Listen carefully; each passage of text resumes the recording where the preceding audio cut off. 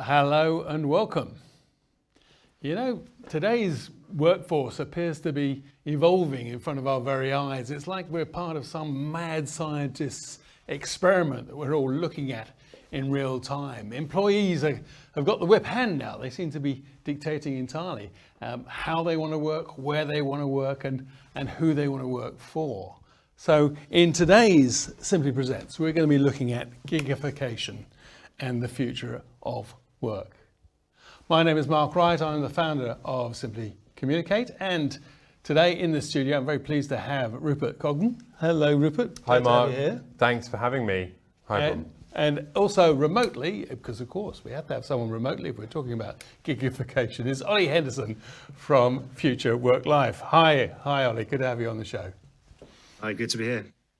Great. Well, look, let's start with you, Rupert. Tell us what you do for a living. Yes, so I'm a solutions consultant at Firstup. So I help our existing customers and our potential customers understand more about our product, Firstup, and how it can elevate communications for their workforce. Now, you have commissioned this research.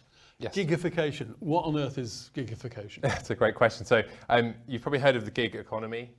So if you think about task-based work effectively, and this is largely sort of, if you think of Uber, companies where you can take a certain amount of time to complete a task, and you're paid per task. It's very flexible working around your hours. And this is now starting to take place and to really blend into the workplace into more typical roles and desk-based roles where people are likely to pick and choose tasks and projects they want to work on as opposed to having a more rigid structure. And after all the talk last year of the Great Resignation, the importance of job flexibility is at an all-time high at the moment. So we're not talking about moped drivers, we're talking about information workers. We're talking Absolutely. About further up the employment chain. Absolutely, and we're all looking for some more job flexibility. That's what the survey has really shown. We can talk a bit more about the details and the findings in a sec, but the real important thing is that it's something that's not going away. It's really important that employers start to have this conversation with their employees about what makes them tick and how to sort of meet their work-life balance needs. Yeah, we're seeing all kind of things. Here in London, the Evening Standard was running a story today about rising serious inflation. Right, yes. And in terms of wages and getting hold of people and just recruiting people. There is a real war on talent and for talent and also retaining talent as well. So we'll talk about some of the key themes and also what companies can do to make sure that they're at the front of the queue when looking to hire new employees, but also how they can retain employees as well. Okay, now the research, you did it in North America, you did it in Europe. How many people did you talk to? Absolutely, so 23,000 people were surveyed. Yeah, it's a fairly significant number. It wasn't kind of a 6 out of 87. It was a large group of people surveyed across North America and also in Europe. And also this survey was conducted across different demographics. So we've got the whole generational side of things to look in there too, as well as we had a 50% split between what we'd class as kind of traditional desk-based workers and frontline workers. So it's given us a full slice, really, of where people are at, and the sort of state of the union, really, in terms of where people are at with employee engagement and job satisfaction. Okay, great. Well, you'll be able to read the full report later. We'll be releasing that to you. But if you've got questions as we go through this session, please pop them into the chat. And Patrick Hulbert, our head of content at Simply, he'll be joining us to put your questions to the three of us. Okay, fine, lovely. Well, let's start off. What were the things that surprised you the most, I suppose? Rupert? Yeah, the key findings. Yeah, the real surprise moments. So the most surprising stat I found personally was that only 1 in 3 people surveyed felt that the company valued their role, the work they were doing as being valued by their organisation. So that's significant. Yeah. And you think about people that just aren't being recognised or sort of feel like their company really understands what they do is significant. Another stat that really stood out was about 20% of staff felt that, this is quite sort of alarming really from an engagement and teams perspective, that only 20% felt that if they went on holiday, that they wouldn't be noticed. So you can imagine like how this point of being, we've retreated to a digital remote working world, and therefore our presence and our ability to impact the business has really dropped. The less surprising stats were things that we'll talk about as well, that 88% of those surveyed felt that there's a real need to improve work-life balance. Yeah. I'd be surprised, that there were even 12% that thought we didn't. They've obviously got it nailed. That was the HR department. Well, possibly. But those are and then throughout all of that, there's key trends around the need to hear more from leadership and also to have more targeted, relevant communications to the employees themselves, and also on the terms that they want to receive those communications. Yeah. I mean, we're hearing a lot of statistics, and you've got to take them with a pinch of salt, because those companies that own large office blocks are saying everyone's coming back to work, and so on and so forth. Right. But we're finding that recruitment is a bit of an acid test in this, isn't it? I mean, people are going to join you or they're not going to join you. It's Right. voting with their feet, and we are hearing stories that if you haven't got remote as an option in the job description, people are actually filtering that out completely. So they're not even considering a job that doesn't have a remote element to it. Yeah, and you mentioned kind of the surging salary rises as the highest by the Evening Standard here in London. It's still not the most important factor that candidates are choosing. For the first time last year, the first time in about 9 years, the most important factor is work-life balance. And the second factor around that point is still salary. So there is definitely a part to play. Yeah. But companies that don't offer that sort of flexibility are going to find themselves falling back in the queue. Yeah. And also those that are unable to demonstrate that sense of culture and real, genuine authenticity to the candidates are really going to suffer as well in terms of being able to hire the best talent, but also to retain, as I mentioned earlier. So it's a real squeeze on companies, isn't it? I mean, it's pretty hard. You've got to pay more money, and you're going to be seeing less of your staff. I mean, it's a kind of double whammy for employers. It's a double whammy, but there's nothing wrong with empowering your employees and showing your employees trust, and that you're valued, and therefore that you can have an impact on the business. And we see the best companies lead from the front and show their employees the importance of culture. But I think for organisations, the cost of great knowledge leaving the company is significant as well. Especially when it's easier to interview than ever before. It's easier to sort of scan the markets and get data about where you might want to go to. And therefore, we've got to be on our toes as companies to make sure that we're retaining and hiring the best talent. Okay, great. Well, obviously, we want to have an internal comms focus on this. So let's ask a question of you, the audience. So let's bring up our first poll. You'll find this on your screen. If you're looking on a device that doesn't show it on your screen, just go into the chat function and you'll find it in chat. So let's go to poll number 1, which is businesses need to successfully bridge the gap between working at home and the office. Which of the following do you think should be the number 1 priority? So all of these are important. This is a complex poll. We obviously don't take you for granted as an audience. We can understand that you don't want a simple poll. This is a complex poll. So you're probably thinking about all 4 of these, but we're interested in knowing which is your number 1 priority. Is it to provide clearer guidelines for employees wanting to achieve better work-life balance? So is it about comms on guidelines?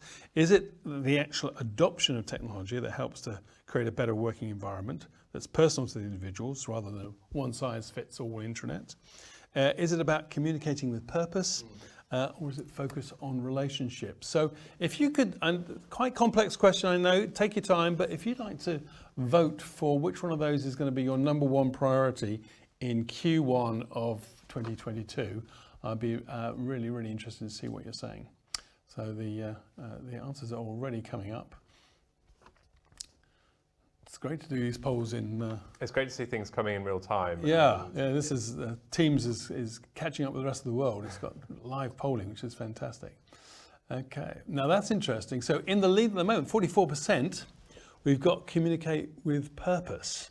I'll come to Ollie in a minute on this one, but does that surprise you? That doesn't surprise me. That's where my vote would go. I think understanding purpose, the pandemic has given us all a sense of purpose a lot more as we prioritise and work out our balance. Yeah. But communicating has become really important, especially as we have so many different tools vying for our attention. So any communication that comes in as an employee, as a consumer, we want to make sure it has value. So what is this communication about? How does it affect me? So therefore, the importance of targeting has become really important there. So that's where my vote would go. We'll be interested to see where Ollie will. Yeah, Ollie, surprised by that? What do you think?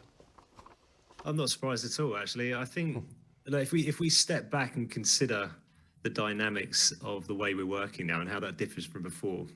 So first of all, just a point about gigification or that general trend. It was already something that was happening. We've been talking about this for 5-10 years in some sectors and some categories. Here's the thing that's happened over the past couple of years. Suddenly that culture, which we traditionally thought of as being together in a single space in which we build shared rituals and you can recognize the behaviors of others and you learn from others, pretty much that's gone. And that's reflected in the research, which shows that, first of all, work-life balance has gone up the list of priorities. But also, I haven't met anybody aside from people with vested interests like office owners or certain other industries which rely upon people travelling into a city centre. I haven't heard anybody who realistically thinks that we're going to return to the office full time. And actually the trend towards hybrid work and the split between office and home, it's heading in home's direction. Over time, the proportion of people who want to spend more time at home than the office is increasing. So on the point of purpose, well, when we were together, it was relatively easy to share that sense of purpose. You can see the reactions of the people around you as you contribute towards the success of the team. The communications are filtering not just through written communications and town halls, but actually through day-to-day interactions. So as people have become separated from the office to a greater or lesser degree, actually it's difficult to see that impact that you're making day to day. And actually a consequence of that is the fact that we've got a more mobile workforce. So, more and more people are looking for new jobs because it's less and less easy for them to really sense that purpose day to day. And again, that's another contributory factor which tends to show through in the polls. Yeah. Now, Ollie, you run a podcast series, so you interview a lot of people on this very subject, and you're writing a book about this at the moment. What do you think are the key challenges that are facing the C-suite today? Well, the increase of what we would describe as gig-style workers is a challenge because I think most people are focusing on how you retain staff, and by staff you tend to mean employees. And don't get me wrong, that's a tricky one, and we can come back to that shortly. Talking about the war for talent, it is a reality, although it's not necessarily quite as competitive for certain types of roles in certain industries. Inevitably, those that have won out from the pandemic, those categories which are in the ascendant, and also the types of roles where there's a skills gap between the skills demanded by businesses and those that individuals have, inevitably where there's more demand for particular roles. So we've seen massive wage inflation. However, there is a general, on average, we do see an increase in salary. So what are the challenges for the C-suite? Well, increasing costs. Yeah.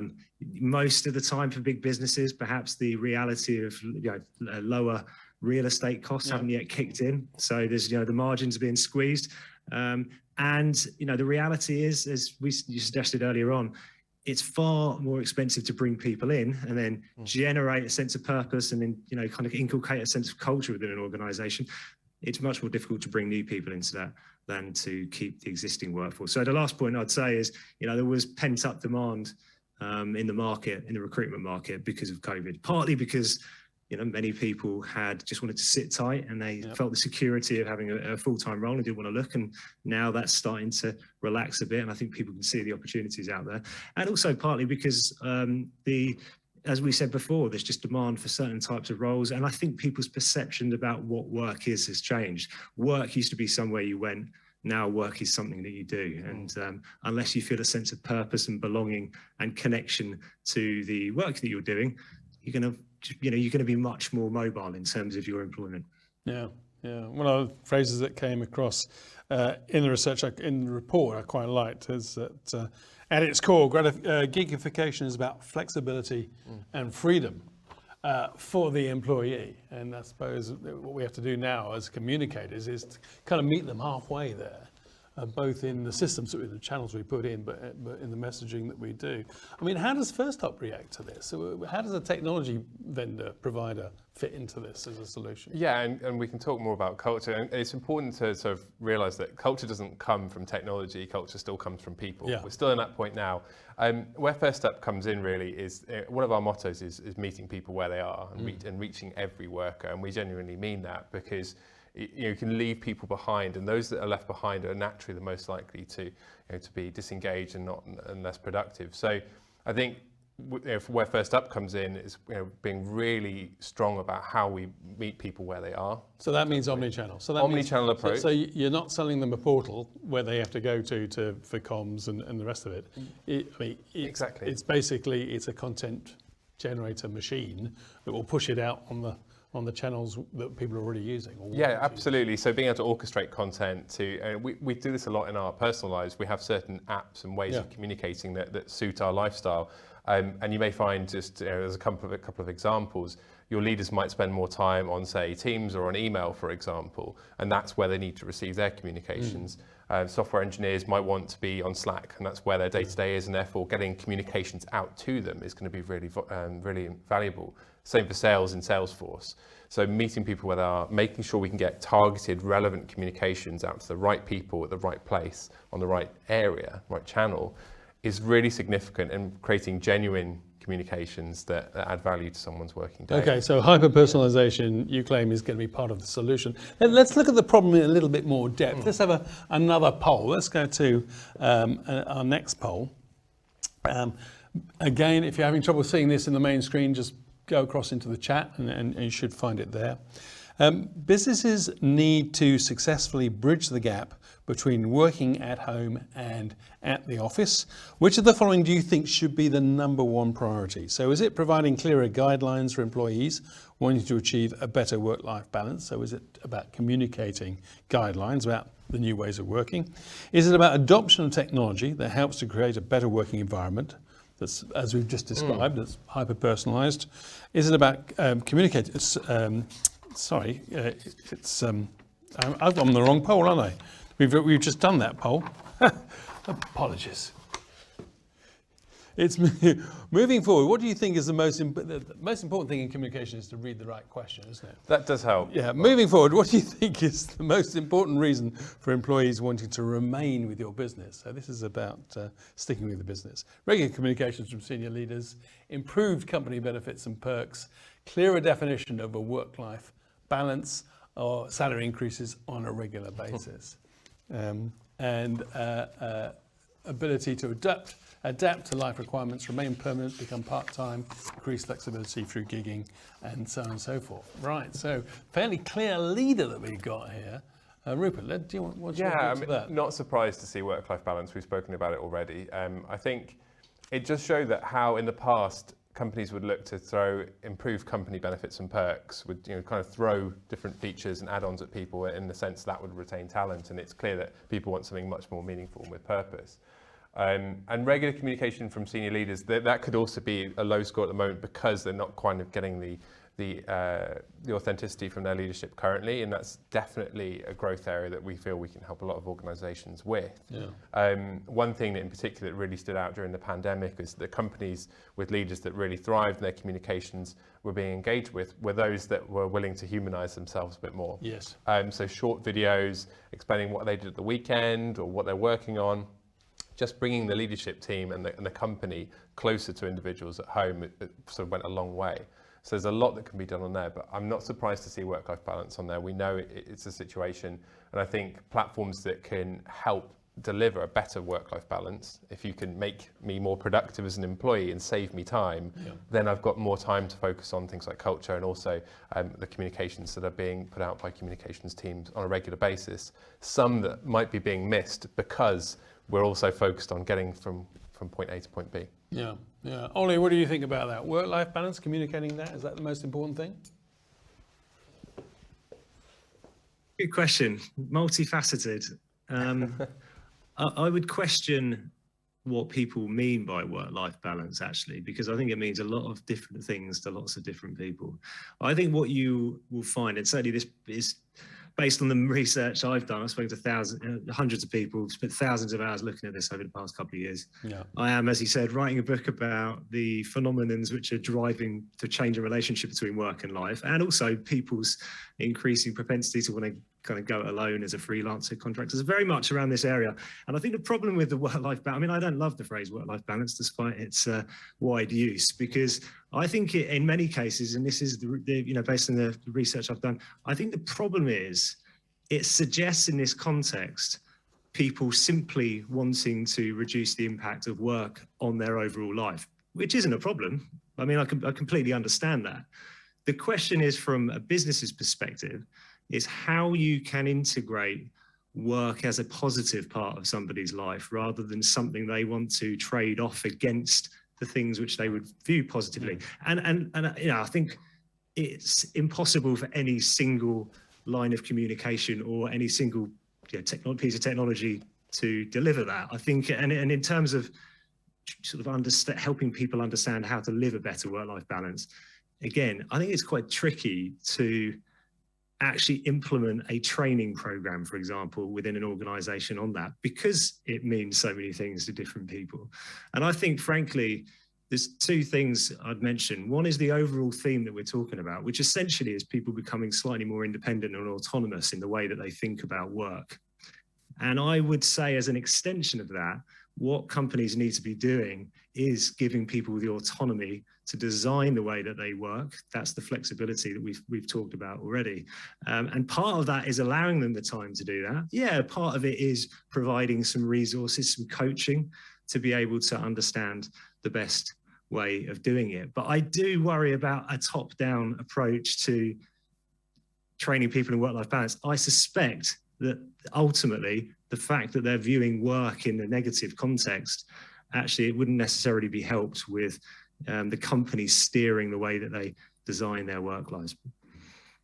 Yeah, interesting. But how do you feel about side hustles? Because we're hearing a lot about this, Ollie. You know, people have got side hustles going on, and so that's the ultimate version of kind of controlling your own workspace, work time, is you're actually doing different work on the company time. Shouldn't employers be fighting this, that people have got side hustles going on? I mean, again, there are many different versions of a side hustle, and I'll admit, early in my career, I had what you might call a side hustle going. I mean, ultimately, it led to the creation of a business. But if I look back, I was working on my employer's time to generate a business. It's not a new phenomenon. However, it's certainly much more common, and I think there's a generational aspect to this. I think we talk about purpose before. There was a survey recently which showed that work-life balance isn't the most important decision when Gen Z are deciding where they want to work. It's actually feeling a sense of purpose in the work that you're doing. And I think it's far more common for younger people in the workforce to find other ways, other channels to make money. And, social media has driven some of this side of things. So I think there's a generational aspect to this. I think there's also, inevitably, it's the convergence of the flexibility which COVID offered with technology and the fact that we're out of sight of managers, which has shown people that actually there are opportunities to spend some of your time earning money on other areas. Frankly, I don't think it's a big problem. In terms of the dynamics of work, I personally think showing an entrepreneurial outlook on work is a good thing. In fact, how many times do we see that on a job spec?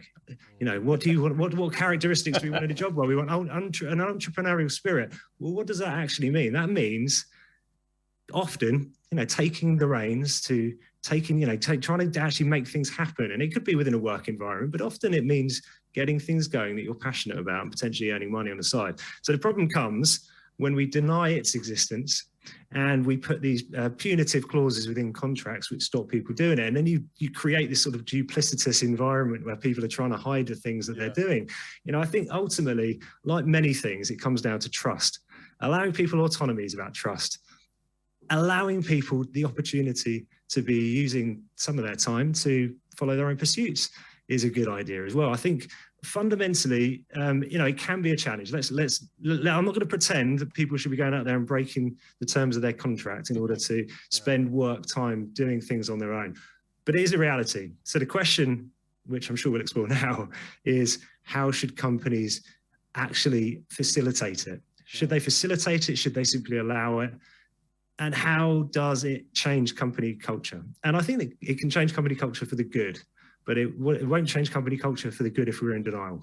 Yeah, if we pretend it's not happening. I am reminded of the early days of Google when, and they might still do this for all I know, but I remember they used to say that 1 day a week, a fifth of your time, 20% of your time you could spend on a self-directed project. So you were encouraged to go off and do your own thing, come up with your own, just work on your own thing on Google Time. And quite a few interesting, I think even Google Maps, I think might have been developed by someone doing that Friday, working on their own. So it can work. Right? What's your view? That's the ultimate side hustle, coming up with something that Google, Google Maps Maps, on your time off. That's amazing.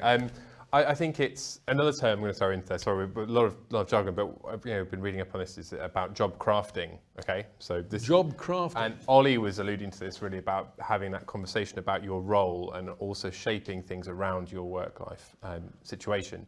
So this could mean allowing time for external work potentially, as long as your tasks and your goals that you have for the company are still being delivered. I think that there's that trust and degree of respect that's understood.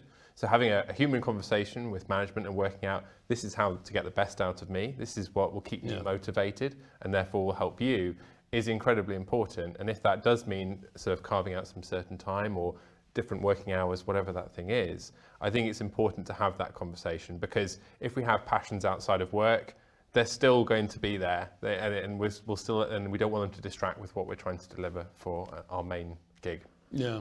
Well, it's all very well to talk about these big subjects, but what does it mean for us as communicators? How are we going to, what's our role going to be in communicating these new ways of working and living within this new paradigm? Let's go to our final question, our final poll. So let's bring up the final poll. Let's make sure I'm reading the right one this time.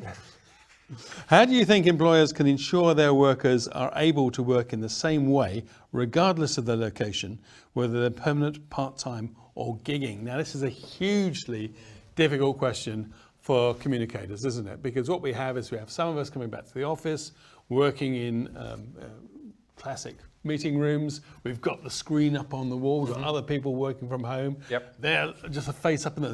They might not be able to hear what's going on in the meeting and so on and so forth. Plus, there's the whole aspect of team working, when some people can just, put their head around the partition wall and ask a question. Others, they've got to set up meetings and so on.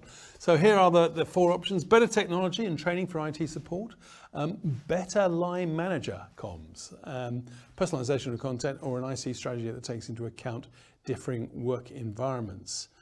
So we've got 64% on an IC strategy that takes into account different working environments, and then better line manager comms are the two ones there.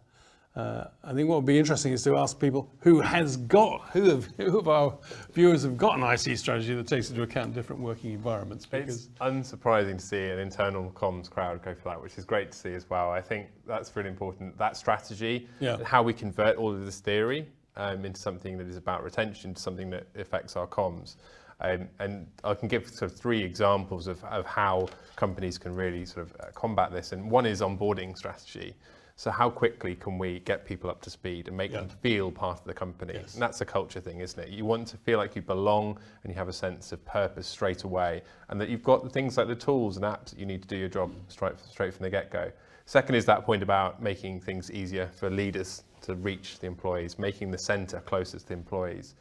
And I think the final thing is really about sort of removing friction as much as possible. And that's a buzz term to an extent, but really removing friction is about making my life easier, as I mentioned earlier. Yeah. How can I receive the most relevant communications? How can I get the tools and information that I need as quickly as possible? So as communicators, we're then in a position to really focus on quality, not quantity. Where we work with a lot of companies as well is how can we automate things? Our product allows a lot of automation. Yeah. We receive marketing campaigns, for example, externally that recognise if we've clicked the email or not and follow up accordingly. But also there's a balance of making sure that we're receiving the right amount of notifications. So we take that marketing and campaign logic into an internal comm space and work with companies to make sure that people are getting the right balance. You don't want to have too much noise, you want to have relevant targeted communications. if I've already read something, I don't need the follow-up email later on, 2 days later, telling me, have you read this yet? And does that actually work? Because it's quite sophisticated algorithms to make all this work. Absolutely. I mean, Google and Facebook have been spending tens of millions on it, but you can make this work internally. Absolutely, and the analytics, I think there's the point of you've got to get this message out there, but you also want to measure success. And I think really understanding how many people resonated, we can sort of forecast as well with our orchestration engine where and when people are going to likely pick up the information. So which device is going to land best, which time of week is best to communicate, but also if people have been saturated during that week. So as communicators, sometimes we're not necessarily sure how many times we've been sending out that critical message, but now we can sort of really look ahead and say, hold on, we've sent about 4 critical messages today, maybe we just need to hold up because people aren't going to engage with it and have as much impact as we'd like. It's a key factor. We've said we've all have shorter attention spans. I mean, Ollie can probably testify this to a large extent. We have lots of things competing for our attention, so we need the most relevant, up-to-date communications that are going to be easy for us to consume and get on with. Okay, well, we're going to be coming to your questions in a minute, but let me throw that at Ollie. Ollie, first of all, this whole area of culture, how do you make culture work when people are no longer coming in, maybe not at all, coming into the offices, beautifully designed to reflect the culture of a Vodafone or whoever it might be? They're not doing that anymore. Everybody's looking at the same thing. How do you make culture work in this new world? Well, it's probably best to go back to basics. What is culture? And I think culture is about the behaviours of the group of people and, by extension, the organisation.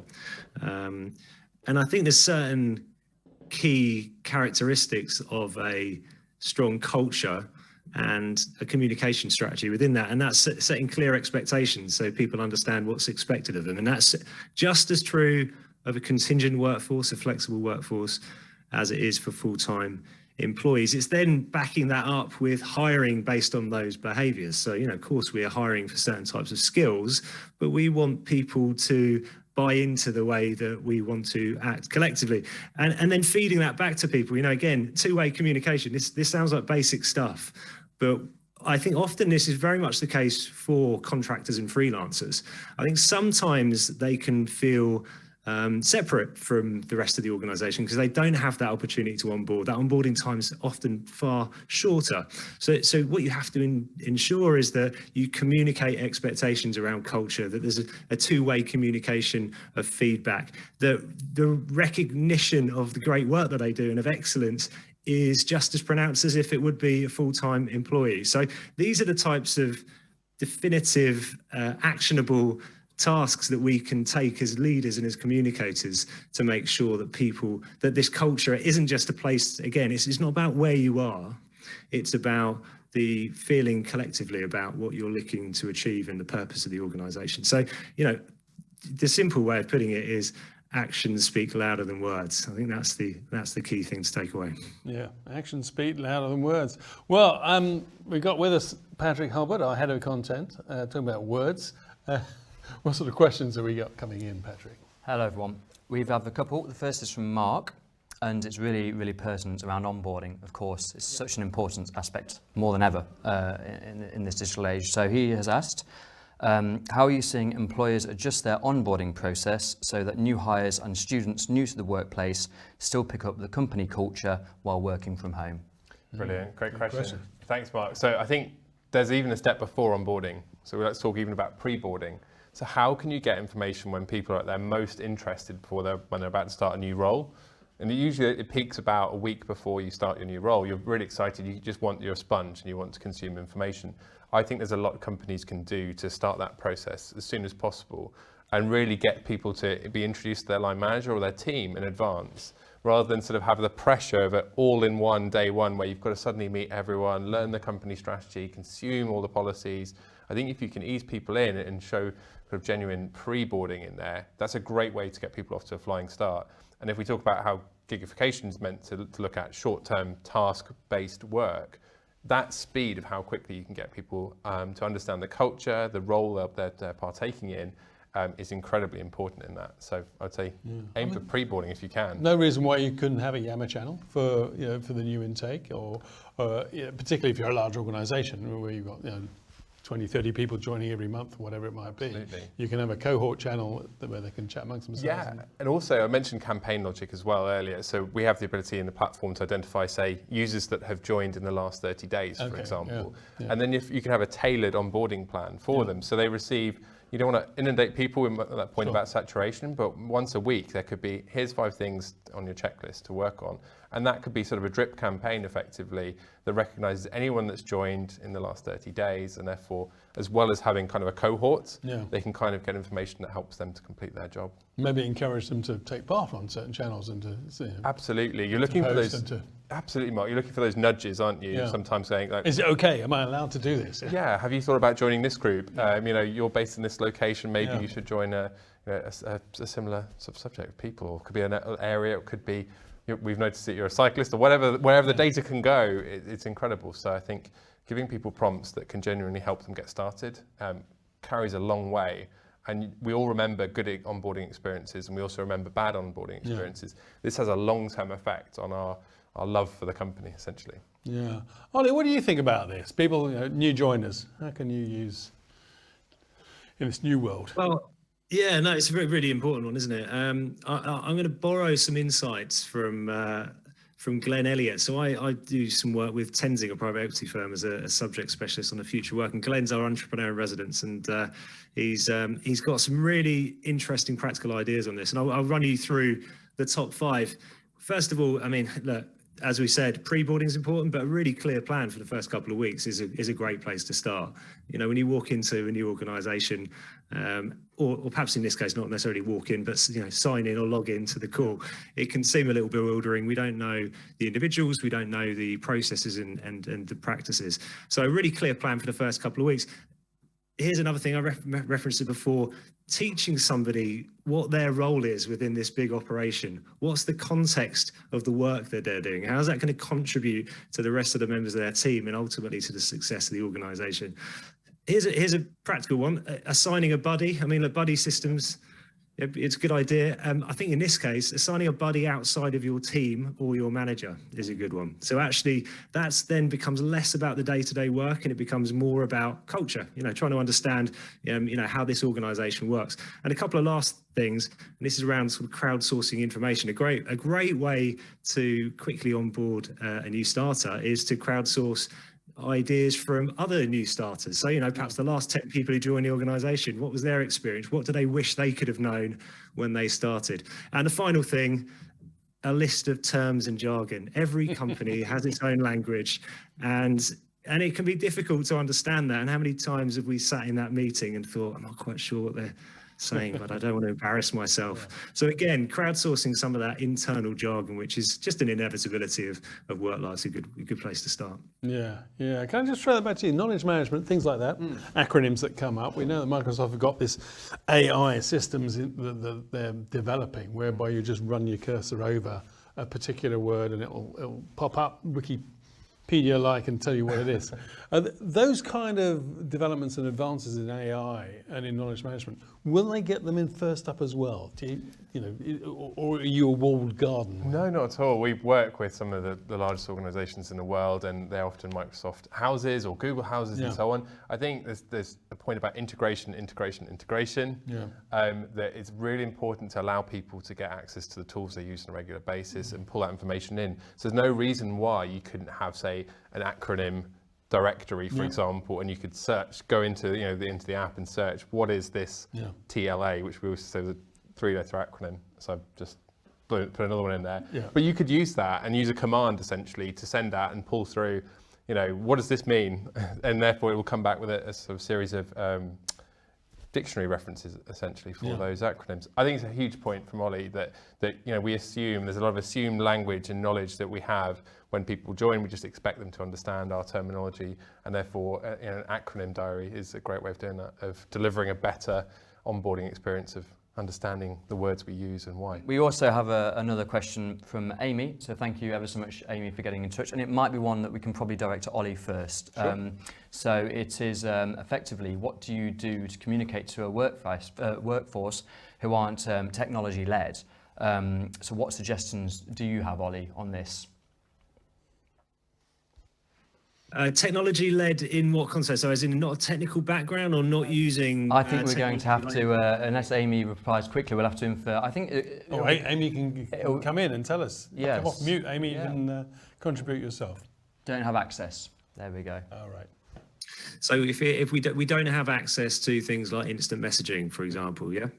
So I mean, I actually, interestingly, I've done some work recently with companies that are providing access through mobile applications, really simple to use. Now, I know that is still technical access, but I suppose what we're talking about, for example, if you're a mobile workforce, let's say you work on a construction site or you're a social worker visiting different locations, you aren't in front of your computer all day receiving instant messaging, so it is more difficult. So you can use certain apps which will give you a cached resource, so essentially means a stored database, for example, of reference materials. So if you are on site and you need to check something around policy, even around health and safety or PPE equipment, you have a knowledge base essentially which sits on a mobile app. And most people now have a smartphone which is capable of holding something of that type. And you don't even necessarily need to be connected to a Wi-Fi or 3G or 4G for that type of thing. So I think that is one way to do it. Again, I think if you're a mobile workforce, I think there's even more responsibility for the employer to be a duty of care around looking after people. So I think actually in that context, it becomes less a conversation about engagement in the sense of internal comms and kind of that, keep it, sort of sharing purpose and culture. It's actually a much more practical consideration of, are you in the right place with the right equipment, and are you doing your job safely? So I hope that answers it. I think, I think to a certain extent, with any kind of distributed workforce, we are reliant upon technology to a greater or lesser extent. I think particularly where the workforce isn't as technically able, I think there are solutions to do that. And I think the key thing is short messages which are very succinct and not rather than that kind of constant flow of information which it probably typifies most knowledge workers' experience of remote work. So hopefully that helps. Yeah. I mean, this reminds me one of our clients who were doing consultancy work. They run very large data centers, and you can't take your mobile phone inside the data center. It's a totally clean environment, yep. Totally secure environment. R&D is the same as well, these R&D labs and so on. So there is that issue, isn't it, about, if I can't actually take any kind of device during my working day, how on earth? Well, there's a solution, and reaching the front line is something that we really specialise in at Firstup. When we say we reach every worker, that's exactly what we aim to do. And therefore, it could be that a user picking up some information on their personal mobile device, correctly organised through HR, is the right way to reach that person. But also it could be that, as you mentioned, in certain premises, you can't take your mobile phone with you, whether that's healthcare, whether that's a technical environment. We can also use our orchestration engine to push communications out to a digital screen. So from one mission control, you can essentially reach people, whether on Teams, digital signage on site, and be very precise about getting information out. So reaching the front line is incredibly important. Something that technology firms haven't done as much in the past as well, because people are often going into an office, sat down at a designated computer. And if anything, the pandemic has made them realise that there's a lot of people that have been left behind in terms of reaching the front line. And therefore, you've got to make the effort to make sure that they're being communicated to, as losing that talent is just as important. Yeah, and as communicators, we really must get onto our working teams, the data security people. You have to work very closely with IT on this stuff, don't you? Because it's so easy for a really good idea to get stopped because data security said no. Can't have that on our phones. Mobile line won't stop it. It does come back down to reducing friction. So if the friction means getting simple communications out to someone's mobile device, in a targeted manner, then that's the best way to do it. Having an app on your phone is something we've all become very accustomed to. Yeah, fair enough. Cool. Patrick, another question. Yeah, I've got, I'll move back into your research on the white paper, sure. Which I've been enjoying, Rupert. Obviously, it talks about job hopping becoming more and more prevalent, and this is one of the new ways of working with gigification. But obviously, job hopping for Gen Z and maybe a few years ago for the millennials wasn't all that new. It's how you get on and how you get promoted and more pay, all those sweet things. But from your research, has this moved into other demographics in that case? Is this becoming a growing trend within more senior leaders and older generations? Yeah, I think it's a really good point that the gig economy and gigification essentially isn't necessarily tied to a generation. There is a lean, should we say, towards Gen Z and also millennials, but also gigging is something that can be of great benefit to people at the latter part of their career. So whether that is using your experience and skill and knowledge to be able to troubleshoot a problem for a company that needs someone with that experience and expertise, or to steady the ship, or whatever it is, or whether it's to train and mentor employees, there is definitely an opportunity for task-based work and gigging, essentially. One example that I was reading about on the way in was also that in Germany, they have the highest production backlog since 1969. For a production economy, wow. Manufacturing-wise, it's the biggest since 1969. There is no reason why gigification couldn't allow experienced workforce from different organizations to come in and help troubleshoot the problems that are bottlenecking the production. So I think there's a really important thing that's not necessarily tied to a generation. Job flexibility is something we're all craving. The study has definitely shown that throughout, yeah. And therefore the ability for our role to move in different directions is for everyone. Ollie, let's bring you in here. You've got a chapter in your book about the future of work. Are we all going to be sitting in Hawaii and doing things virtually with robots doing the operations or putting cars together? How do you see the future? Sounds good to me. Sign me up. No, look, I think what we're talking about here are changing perceptions about work, and particularly there's this phrase, the decoupling of work from employment, and what that really is talking about is traditionally we viewed our careers primarily as working within one organization, and this is going back a couple of generations perhaps. And certainly when I was younger, we used to frown upon lots of positions on a CV. It was when I was first taught to recruit people, I was told, look, here's a telltale sign that you've got somebody flaky, which is they shift roles every year or two.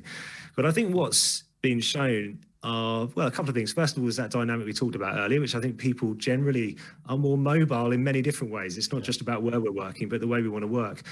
But there's some really interesting thinking and some research was done out of Wharton Business School around this idea. And also I go back to an idea that Reid Hoffman, who's the founder of LinkedIn, talked about probably about a decade ago, the idea of tours of duty. And this is this sort of perpetuating this myth that we're going to work for the company for the whole of our career is a lie, which both parties could probably do with leaving behind. I mean, we might talk about loyalty. Well, that suggests that anybody who doesn't stay for their whole career is disloyal in some way. And again, this is all about language, and I just don't think it's particularly helpful. I think we're realistic that people can come in and do a great job for a period of time and deliver a very specific value at a particular time. And this is really true within tech. So I've worked within the technology industry for years. At different stages of a company's life cycle, you require different skills. Early in a startup, it requires generalists who can pick up the baton on lots of different areas and fill in gaps for others. When you scale that business up and the business becomes more complex, you need specialists to come in. So when Reid Hoffman talked about this idea, they found this sweet spot of 2 to 4 years where you might say, well, look, initially you come in on a tour of duty. We're going to define it as 4 years, but we're going to review it after 2 years. And that tends to be because on average, people stay for between 2 and 4 years. And also it's really difficult to map out the career prospects of somebody beyond that point. So look, again, I think what we're seeing is convergence of longer term trends with probably just people getting real. We're getting real about the reality of work, and that's okay. Yeah. We don't need to pretend that people are going to come in and work for us, for everybody. We can agree this sort of mutually beneficial contracts where we can actually say, and I suppose let's call it a compact. I think that's how Reid Hoffman decided, where we just agree that we're in it together. And actually when people leave, it doesn't need to be drawing a line under our relationship. There's actually lots of benefits to people moving on. It's great to build relationships between different companies. You can encourage some sort of network development. So, as we're broadening the reach of the people within the organisation who have demonstrated some loyalty, and it gives us opportunities to expand partnership opportunities, for example. So, look, I think this is about reimagining the way that we work, and we'd be best to be open to these ideas, not hide away from what can seem like awkward conversations, and actually embrace the opportunity they present. So that's interesting. So as well as bringing people into an organisation virtually, even before they've started, when they've been recruited and they're working their notice period, alumni groups, which heretofore alumni groups have really been set up by the people in them who just want to keep in touch with their mates. What you're suggesting, Ollie, is that companies should encourage alumni groups, and because it's the old days, isn't it? If someone left us, they were a traitor. You want to keep on talking to them because, yeah, they might become a customer or they might even come back into your organisation. Is that what you're saying? Absolutely. Yeah, no, completely. And look, we talked about earlier about entrepreneurial activities within a company. I think what you'll find is, and this is probably the Silicon Valley thing, this sort of, I suppose, slightly more progressive view about and realistic view about people going on to do new things. What you typically find in those large venture-backed businesses are that the business is successful and it breeds lots of people with that entrepreneurial spirit we talked about earlier. They go off to do new things, and often they're funded by the very people they worked for before. And it's this kind of virtuous circle where you can actually benefit from that relationship with the employer. Now, obviously, it works differently within different types of organisations, but I suppose the worst examples in the world, and I was unfortunately, I had this experience younger in my career. When I quit one of my first jobs, I was basically escorted out of the building immediately by security. Yep. Now, okay, look, I worked at a sales role, so you've got sensitive material, but it showed, and it was a continuation of a distinct lack of trust of the people within the organisation. And do you think I rushed back to go for, drinks within, next time they hosted them? Well, my badge had been revoked, so I didn't have the opportunity anyway. But I think there's, we have to reimagine what work is, and it doesn't have to be that when somebody hands in their notice, they're excommunicated. Yeah. I had to think about Peter Thiel at the moment leaving Facebook. He's leaving the board, I believe. And just imagine him being escorted out by Mark Zuckerberg with a box with several billion share options in there. One of the things that you talk about, which I want to explore, is this idea of liquid super teams. The idea that, as businesses go up the value ladder and need more creativity and so on, the future is putting together these super teams. So it does sound like something out of Marvel comics. What do you mean by super teams, Ollie? I mean, that's actually a great analogy, because I'm not a huge student of the Marvel films, but I do know that on occasion Thor and Iron Man and the buddies all come together because the only way that things can work well is if you combine your forces.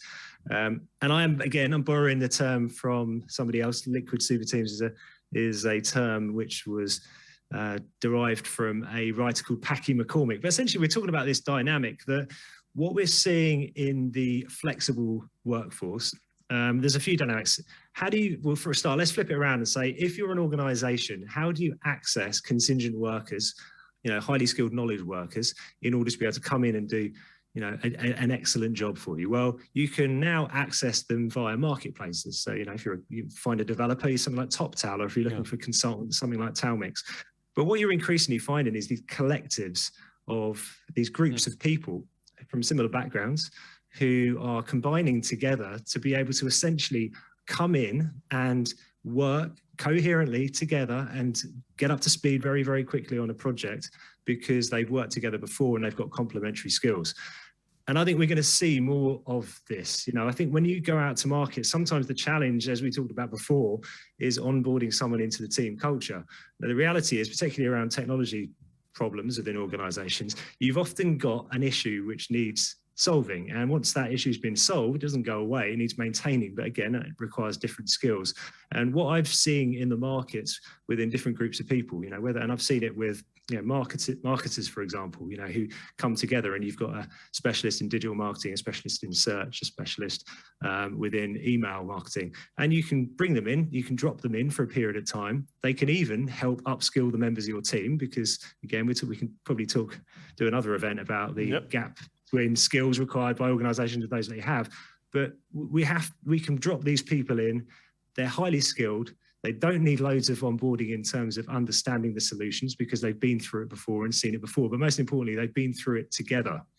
And you can use a sporting analogy as well. You've seen various sports teams over the years combine some of the best players and put them together, and it doesn't always work. The Galacticos at Real Madrid would suggest that, but it often, it can work very well, because you've got this very defined set of specialized skills, and they've demonstrated the ability to work together. So look, this is a trend for 5-10 years time, but as the the workforce becomes, again, there's actually a really good expression. Probably a lot of you are familiar with Josh Bursin, who's an analyst, an HR analyst, and he talks about the pixelated workforce. And if you imagine a pixelated screen, it's made up of different components which, when come together, form the picture. And this is another useful analogy to think about way people are building their careers and how we can kind of bundle back together the talent, which is unbundling through this process of gigification. Yeah. There's an analogy here with that other communications industry, the movie industry, isn't it? Because back in the, a century ago, in the 1920s, 30s, 40s, the studios owned the talent. The talent were on the payroll. They couldn't go and work for anybody else. And then, of course, that all dissolved, and you bring together the very best cast and technical crew that you can to make a film. And in fact, many large film companies probably don't even have offices anymore. They just exist in Pinewood and so on and so forth. So maybe we're going that way. Look, we've got 4 minutes before we get to the top of the hour. A final question from you, Patrick. I'll have one, and then hopefully we can see if we can get an actual Gen Zer in as well if we have time. Oh, that'd be good. But before that, I've worked for a couple of in comms for a couple of some of them centuries old businesses with quite traditional views. Now, your white paper says that they're going to really struggle. Now, as a communicator, I'm going to be panicking about this. How can I, as an internal communicator, change perceptions within Nexco, within the C-suite? How can I change that culture so that they will adopt see gigification for the benefits that it can bring? Yeah, I think there's a few things. I think firstly, there's examples and case studies of companies that have really got communication right, and leadership communication, but also bottom-up communication is really important. We spoke earlier about success stories of those that have got work-life balance. These are really important things to communicate back into the company, but also externally. If you're thinking about that hiring need, for example, if you can say these are people that have got the work-life balance, they're high flyers, they're achievers, and they've got everything laid out, it's really good information. I think so. The case studies of companies that have really got it right is really important. The stats don't lie, and anyone in kind of Exco will also be be aware of the kind of the war on talent and how close that is, and therefore the importance of retaining talent. So there's a couple of things in there. But I think it's also worthwhile refreshing that the technology has moved on. We spoke a bit about data earlier. What we can forecast, what we can understand about our audience has never been stronger. So at Firstup, we really sort of talk a lot about the analytics, the power of the system, and therefore being able to understand how well a piece of communication is going to land with an audience. But also to follow that up, even little things like what's the optimum time for video, for example, when do people click off? Really using data to turn it into a positive. So all of those things bring it back into gigification is really to understand your employee base a lot better than ever before, and therefore you can forecast where things are likely to go, and therefore which sort of areas of the company might need a bit more love and attention, a bit more communication, and those that might need to have a sort of a conversation around development and pathways as well. So I think overall communication plays a huge part. We're largely talking about what would be traditionally seen as an HR topic in terms of employee retention. But actually, guess what? A lot of people in comms are now taking on extra responsibility post-pandemic. Yeah. We're expecting to do more with less resource. Much more. And therefore, it's a company challenge in terms of these things. How we communicate better, how we onboard staff, how we retain, it's all at our fingertips really as communicators and how we can affect that. Yeah, and how we foster collaboration. Yes. Finally, well, should we bring in our Gen Zer? This is part of our induction. I think so, yes. First week for our colleague Aish, who hopefully... Hi, Aish. Hello, Aish. Hi. So Aish, you're just about a Gen Zer. You've just joined us 4 days in. Has this conversation resonated with you, and what do you really care about when looking to join an organisation? I think that definitely remote working was 100% something that I was looking for, and I'm loving it so far. And yeah, I guess a little bit more work-life balance. I was kind of looking for jobs where it would be quite easy to have that work-life balance. I can quite easily pop to the gym after work. I've kind of worked roles in London before where I have, left for work about 7:30 in the morning and returned about 9:30 at night. So yeah, I was just kind of looking to kind of stray away from that and join a company that I could really feel like matched my values as well. Thank you very much. Lovely. What do you think about that view? It's everything we're expecting to hear, and I think it just highlights the point exactly that people are looking for that better work-life balance. If we have that balance, we're more energized, we're able to offer more to the company, and therefore that's great for us to hear as leaders as well. If you have an empowered workforce that trusts the company they work for, that's exactly what we're looking to achieve. Yeah, the important thing is to reflect. Ollie, if I can come back to you for last thought there, what would you, what's your final message in this in terms of gigification? Well, I mean, look, it's great to hear people are prioritising work-life balance. I mean, I think in that, I think for too long we were so obsessed with fitting and conforming to expectations of what work was. And I think the last couple of years has forced us to change that perception. Now, if that means that people have more opportunities to focus on building relationships outside of work and their well-being, which I think is often what work-life balance is shorthand for, then that's a good idea. So, I write a lot about this stuff for my newsletter, Future Work Life. And I think the general idea is that, as we sort of discussed earlier on, if you can provide the tools for people to be able to do their jobs more effectively in less time, and also align that with the purpose of the organisation, by which I mean helping people understand the context of their work and the contribution they're making, then that's a great place to be.